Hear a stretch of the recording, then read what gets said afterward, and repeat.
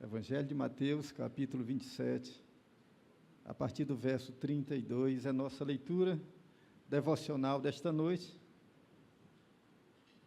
para uma breve reflexão no texto bíblico. A minha tradução diz assim: Quando saíam, encontraram um homem sirineu, chamado Simão, a quem constrangeram a levar a cruz de Jesus. E, chegando ao lugar chamado Gólgota, que significa lugar da caveira, deram-lhe a beber vinho misturado com fel. Mas ele, provando-o, não o quis beber. Depois de o crucificarem, repartiram entre si as vestes dele, lançando sortes para que se cumprisse o que foi dito pelo profeta: repartiram entre si as minhas vestes, e sobre a minha túnica deitaram sortes, e, assentados ali, o guardavam. Por cima da sua cabeça puseram escrita a sua acusação: Este é Jesus, o Rei dos Judeus. E foram crucificados com ele 2 assaltantes, um à direita e outro à esquerda. Os que passavam blasfemavam dele, meneando a cabeça e dizendo: Tu que destróis o templo em 3 dias e o reedificas, salva-te a ti mesmo. Se és o Filho de Deus, desce da cruz. Da mesma maneira também, os principais sacerdotes, com os escribas, anciãos e fariseus, escarneciam dele e diziam: Salvou aos outros, assim mesmo não pode salvar-se? É rei de Israel. Desça agora da cruz, e nós creremos em ti. Confiou em Deus, livre-o agora, se de fato o ama, pois disseste: sou o filho de Deus. E o mesmo lhe lançaram em rosto os assaltantes que com ele haviam sido crucificados. Desde a hora 6ª até a hora 9ª, houve trevas sobre toda a terra. Por volta da hora 9ª, exclamou Jesus em alta voz: Eli, Eli, lama sabactani, que quer dizer: Deus meu, por que me desamparaste? Alguns dos que ali estavam, ouvindo isto, diziam: Ele chama por Eli. E logo depois, um deles, correndo, tomou uma esponja, colocou vinagre, pôs ele na sua boca e deu-lhe de beber. Os outros, porém, diziam: Deixa, vejamos se Elias vem livrá-lo. E Jesus, chamando outra vez com grande voz, rendeu o seu espírito. Naquele instante, o véu do templo se rasgou em 2 partes, de alto a baixo. A terra tremeu, fenderam-se rochas, abriram-se os sepulcros, e muitos corpos de santos que dormiam ressurgiram. E saíram dos sepulcros depois da ressurreição de Jesus. Entraram na cidade santa e apareceram a muitos.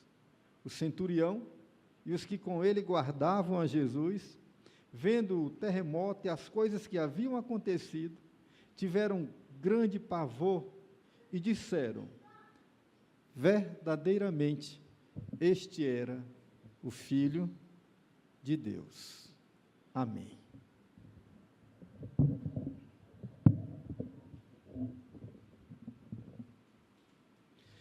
Nestes dias chamados Semana Santa, não há como não refletir sobre o tema da cruz. E é sobre esse tema que eu queria, com brevidade, tratar com os irmãos nesta noite. O Cristo de Deus, enviado pelo Pai para anunciar a salvação que ele estava trazendo aos homens, é recebido, primeiro com aplausos, logo depois com desconfiança, e por fim com violência, a violência da cruz. Daí então, toda a trajetória da vida de Jesus Cristo passa por este doloroso momento da cruz. No entanto, o fato da dor da cruz não tirou a beleza e a majestade da ressurreição, quando ele ressuscita e confirma todas as palavras e promessas que ele havia feito acerca da eternidade e da salvação. A cruz, portanto, está nesse meio. Ela está entre o início e o fim. E ela representa muito para a vida da igreja, para a fé da igreja. Daí eu queria fazer rápidas considerações sobre a cruz. O que devemos salientar no fato da cruz? O que deve saltar aos nossos olhos quando nós falamos na cruz, mas a cruz bíblica, a cruz que recebeu Jesus Cristo? Eu penso que pelo menos 5 verdades estão bem patentes, bem claras, no fato da cruz, na evidência da cruz. A primeira delas é a vergonha. A Bíblia vai nos falar sobre a vergonha da cruz. Porquanto a cruz era um instrumento de exposição pública, nela as pessoas eram mostradas publicamente, o delito deles era pregado publicamente, e publicamente eles tinham que encarar a vergonha da sua infração, a vergonha do seu delito, e assim aconteceu com Jesus Cristo, sendo que a vergonha do Cristo era uma vergonha muito maior, por conta de que ele estava ali injustamente, sem ter cometido nenhuma infração, sem ter cometido nenhum delito, ele é exposto na cruz para sua vergonha, de maneira que aqueles que o olham o rejeitam, porquanto a cruz faz dele um marginal, faz dele alguém que foi acusado e que agora está pagando o seu delito, está pagando a sua pena. A vergonha da cruz está presente na vida do Cristo, que morreu por nós, sendo nós os verdadeiros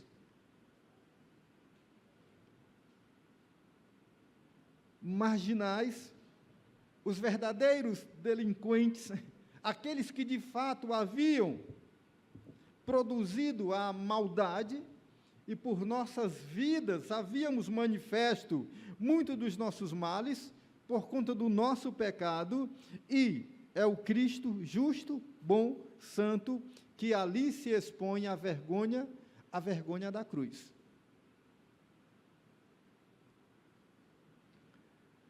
Lógico que, passado todo esse tempo, não tem muito significado a vergonha da cruz para a nossa realidade hoje, porquanto vivemos um outro tempo. A bem da verdade, a cruz hoje não causa vergonha a ninguém, bem ao contrário, ela dá orgulho. Por isso nós a exibimos, nós falamos com muita entonação, se transforma em pregação, como eu estou fazendo agora, né? Colocando em evidência a cruz, porque ela não nos causa vergonha, ao contrário, hoje ela nos traz nobreza. A gente tem orgulho, prazer em falar da cruz, mas para aqueles dias, a vergonha da cruz atravessou a vida de Jesus Cristo, e o Santo de Deus, justo, sem ter cometido pecado, foi exposto à vergonha pública, por conta de que assumiu o compromisso com Deus de resgatar a mim e a você, de nos resgatar da nossa condição, a nossa condição pecaminosa.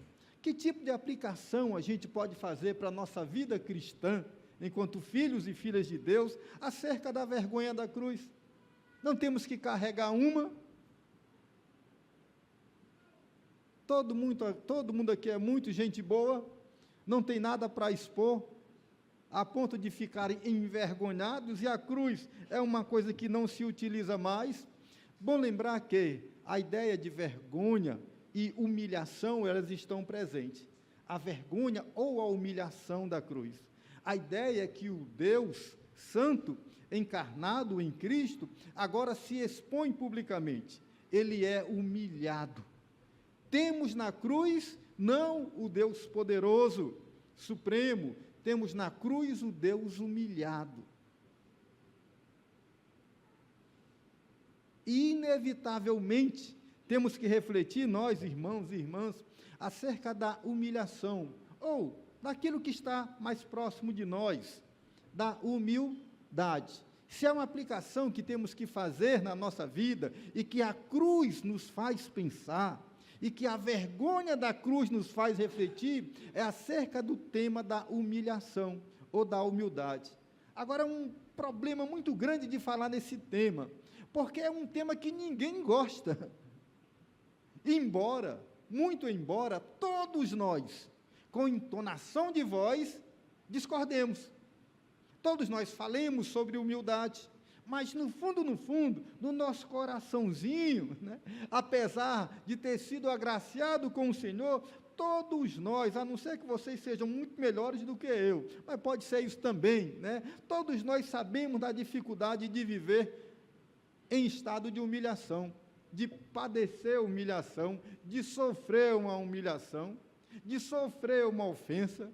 Todos nós temos muita dificuldade de lidar com isso. Com muita facilidade, qualquer ofensa se torna um transtorno para a nossa vida. Uma acusação qualquer, a gente já vai com 1000 palavras, 1000 defesas. Com muito pouco, nos preparamos para a guerra, quebramos laços, esquecemos e jogando para cima tudo o que a gente aprendeu do Cristo da cruz. A humilhação da cruz, ou a vergonha da cruz, expôs a Jesus, o Rei da Glória, o Filho de Deus, o homem bom, perfeito, santo, que em sua boca não se achou engano algum, em seu corpo não houve pecado algum, mas ele, como ovelha muda, padece a via sacra, a via dolorosa, recebe os pregos, e quando tem que dizer uma coisa, tipo aquele: Senhor, paga esses pecadores malvados o que estão fazendo com o teu santo filho. Ele não faz. Ele diz o quê? Eu quero ouvir mais forte. Perdoa-lhes, porque eles não sabem o que fazem. A mesma coisa que nós fazemos quando somos ofendidos, né? Não entendi o risinho do canto da boca.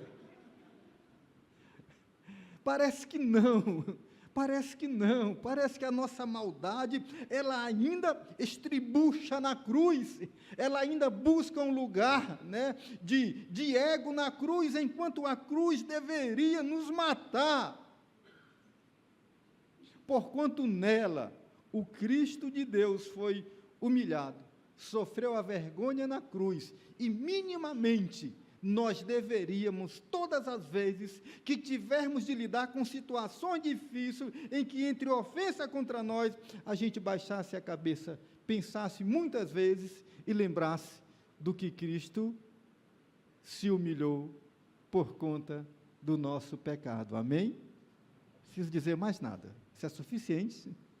Isso é suficiente? Amém, irmão? Que bom a gente entender isso. A segunda coisa que eu quero colocar em evidência no fato da cruz é a violência da cruz. Se a gente padece, se ofende, sente ou se ressente por tão pouco, imagina a violência da cruz. Todo mundo já assistiu o filme de Mel Gibson, né? E todo mundo teve a experiência, né, de se aproximar da realidade da cruz. A cruz era violenta. Não à toa era instrumento de condenação temido pelas pessoas, porque maltratava. Ela humilhava e maltratava, violentava o indivíduo. Ora, a cruz, como sinal de violência, também é sinal de confronto.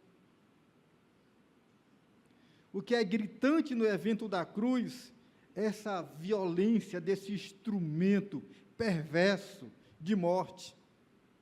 Mas é instrumento do Estado, é instrumento dos poderes em questão. Qualquer crucificado era apenas alguém que estava pagando o que devia. É um instrumento sem misericórdia, violento, mas estava cumprindo o seu papel, simplesmente assim, era só mais um alguém morrendo na para manter a ordem, para colocar as coisas no seu devido lugar, para dizer quem manda e quem governa, e quem deve baixar a cabeça e obedecer.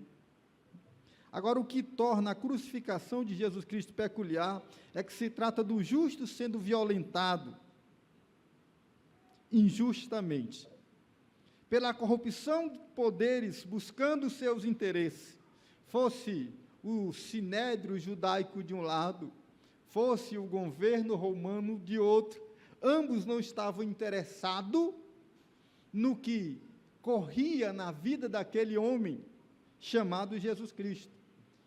E nem a própria multidão que conviveu com ele, com certeza muitos foram alvo, objetos do seu amor, da sua misericórdia, do seu milagre, mas não tiveram nenhuma dificuldade em dizer: crucifica-o, crucifica-o. Sabedores da violência, eles não tiveram dó.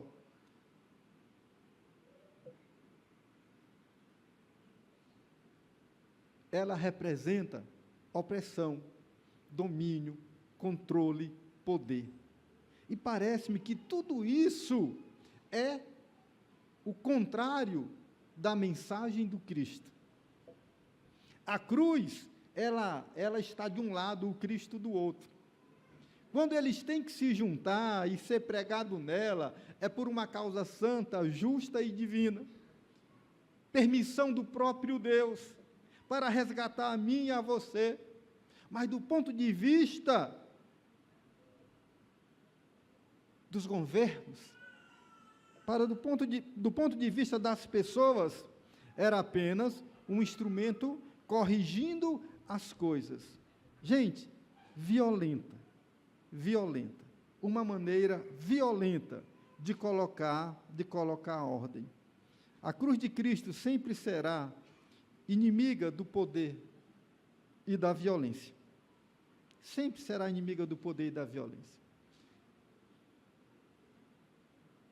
A violência da cruz não pode também se aplicar a nós hoje. Graças a Deus. E mesmo que ela fosse ainda um instrumento de punição, não chegaria até os santos de Deus, porque graças ao Senhor, todos aqui somos redimidos. Mas certamente que viríamos isso pelas ruas.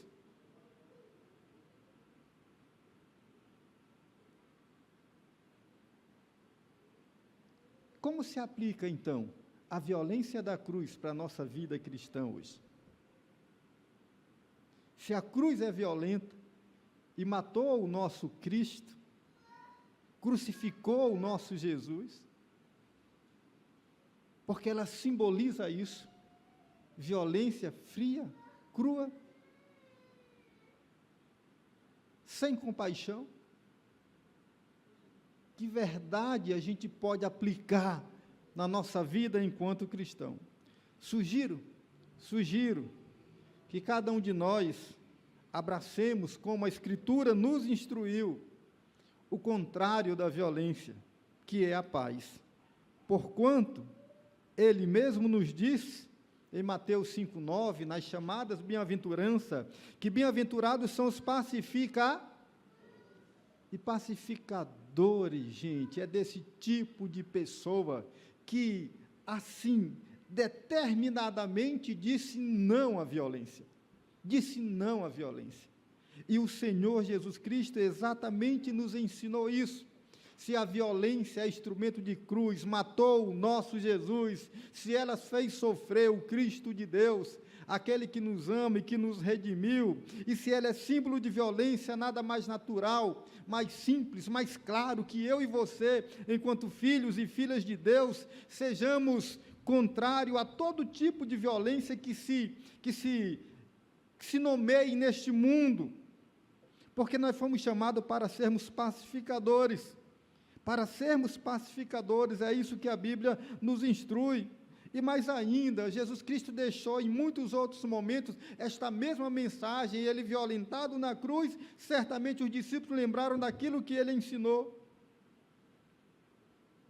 Como, por exemplo, Marcos 10, 42 e 43, Jesus chamou seus discípulos e disse: Vocês sabem que aqueles que são considerados governantes das nações e dominam as pessoas, vocês sabem que aquelas pessoas importantes, ou grandes, ou poderosas, elas exercem domínio e poder sobre os outros. Entre vós não será assim, pelo contrário, quem quiser tornar-se importante, grande entre vocês, deve ser servo de todos, ou servir a todos. Qual é a proposta aqui? A proposta é não utilizarmos instrumentos de violência, de domínio.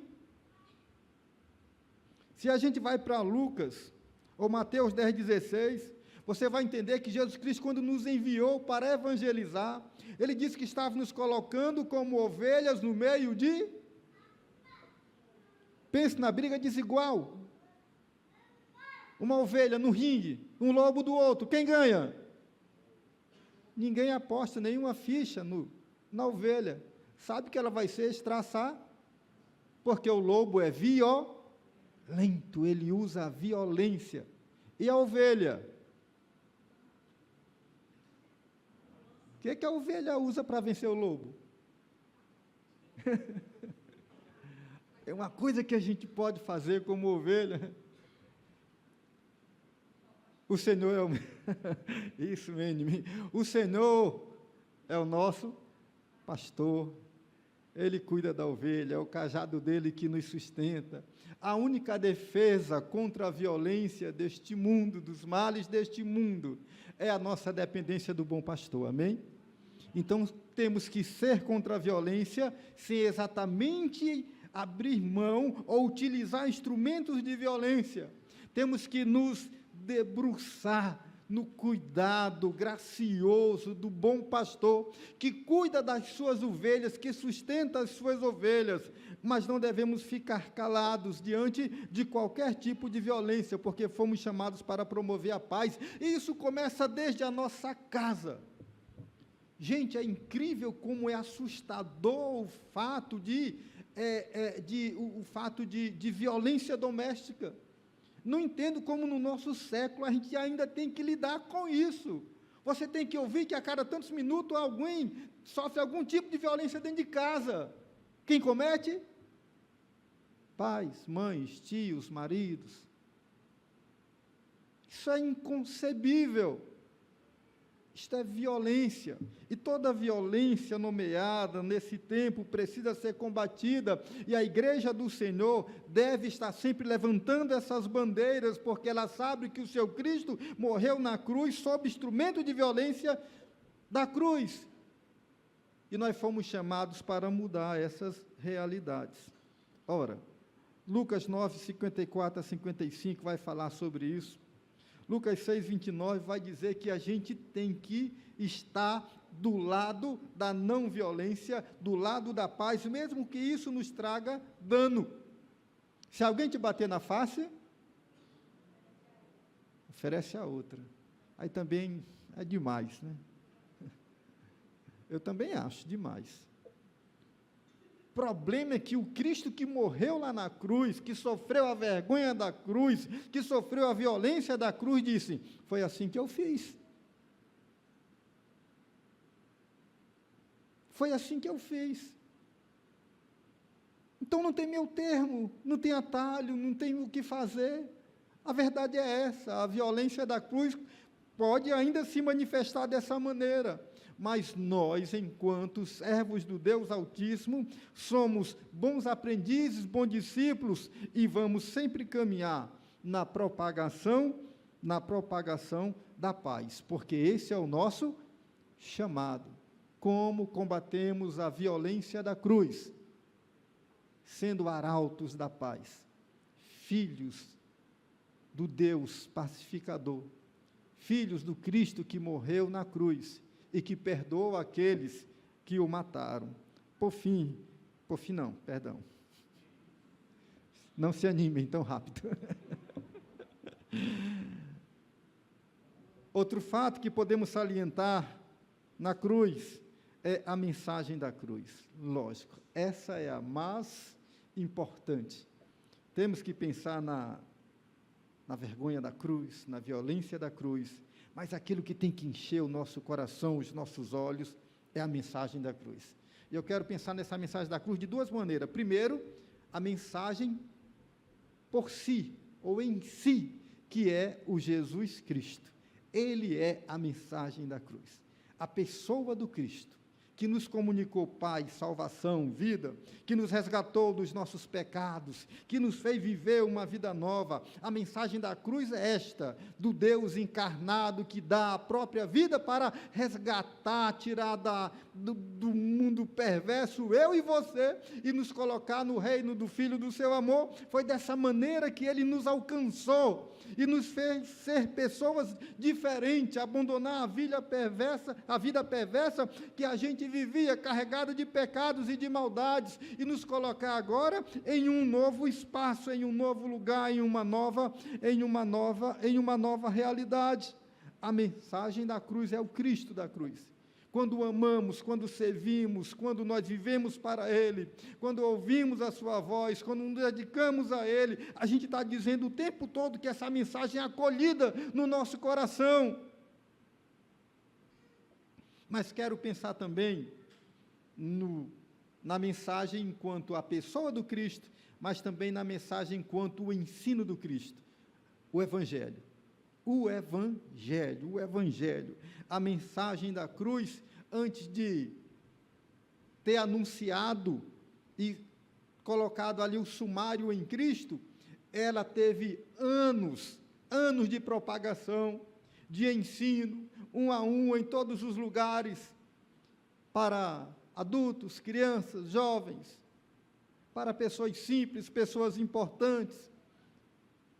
O ensino, a mensagem da cruz, o Evangelho alcançou o coração das pessoas, de maneira que quando o Cristo é crucificado, as pessoas sofrem o abalo, mas na ressurreição, todo o renovo de fé acontece no coração deles, porque a mensagem que ele ensinou, que ele deixou, que ele propagou, estava ainda viva no coração das pessoas, e o Espírito tratou de fazer esta verdade borbulhar na mente dos seus discípulos, e de repente aquele povo, embora que estava sofrendo a tristeza pela morte do Cristo, na ressurreição, eles são reavivados, vivem a experiência mais profunda de relacionamento, de vida com Deus. A mensagem sai das suas bocas, eles não precisam ter muito esclarecimento, muito entendimento, não precisam de muitos recursos humanos para falar.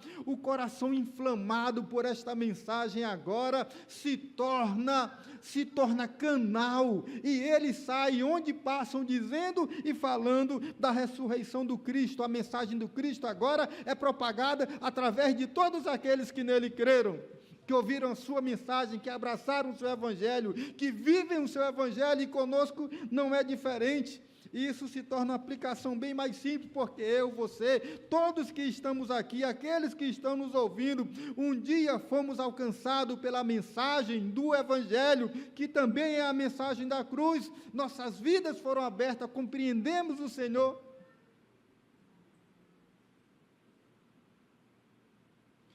Agora, não deixe a mensagem da cruz na cruz. Não deixe a mensagem da cruz na cruz. Deixa ela aqui, nesse canal aqui entre sentimento e razão. E todos os dias manifeste essa mensagem, porque a mensagem da cruz, que é o Cristo, foi efetiva, nos salvou, nos redimiu. A mensagem da cruz, que é o Evangelho, agora ela passa por mim e por você. Ela passa por mim e por você. Você é um canal desta mensagem.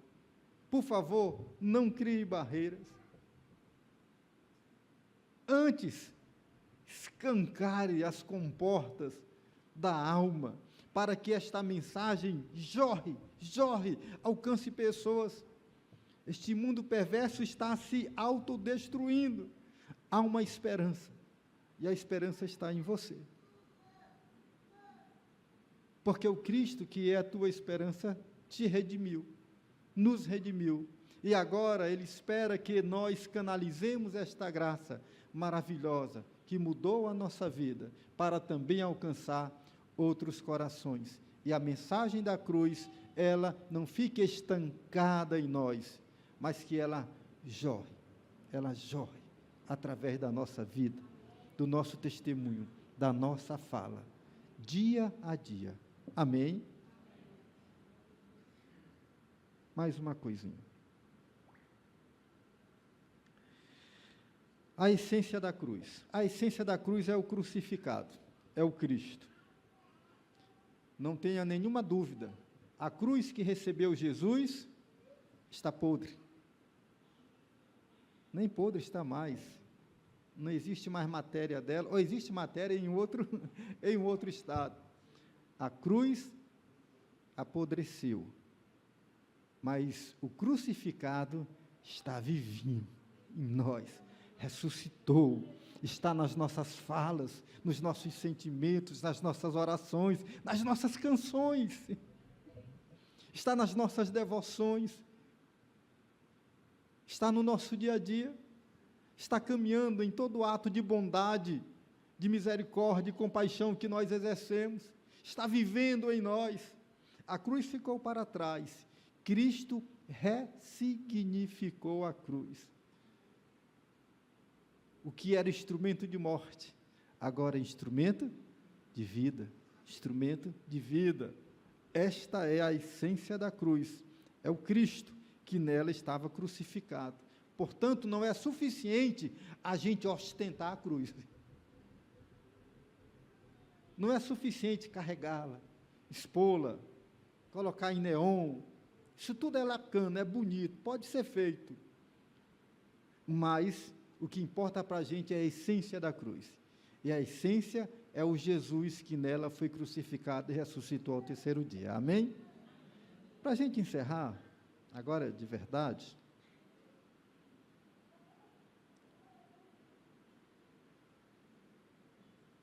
quero chamar isso de as utopias da cruz.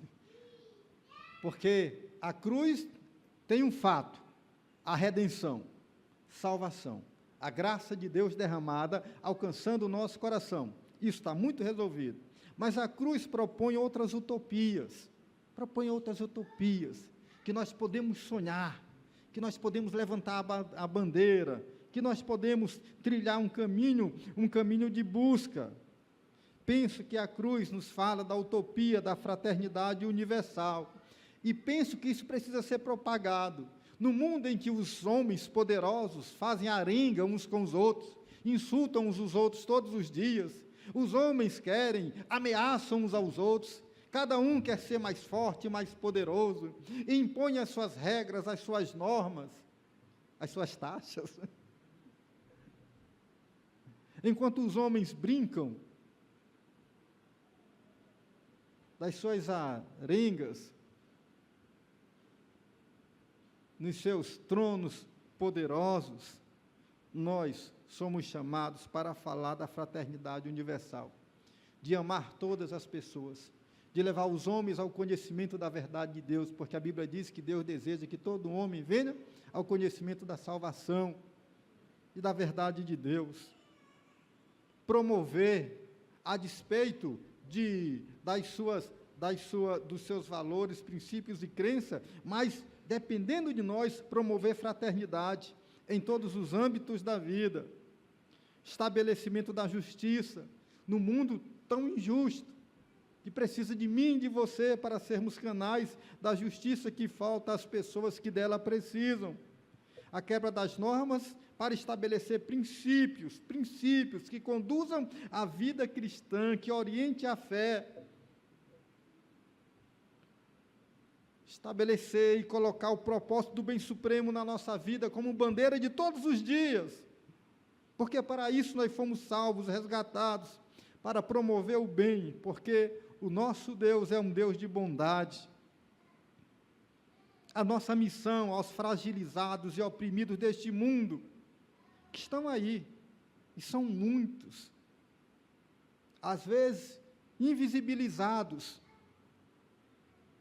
pelas nossas rotinas religiosas, ou pelas nossas rotinas de vida, de busca, de sucesso pessoal, mas estão aí, e são muitos, e sofrem, e não tem perspectiva.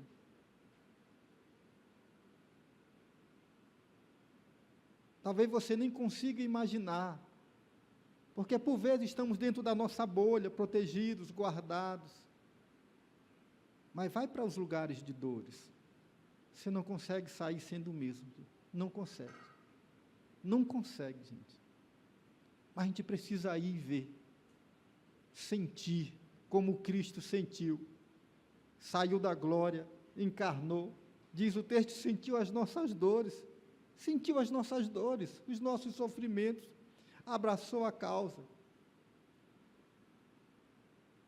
E nós, enquanto seus filhos, os filhos do crucificado, da cruz, de vergonha, de violência, mas que carregam a mensagem principal dela, precisamos ver isso, abrir nossos olhos, acreditar nessas utopias, mudar realidades. Faz muita diferença você ver alguém adulto e dizer assim: sou muito grato a você, porque quando eu era criança você falou do Evangelho para mim e me livrou do mal.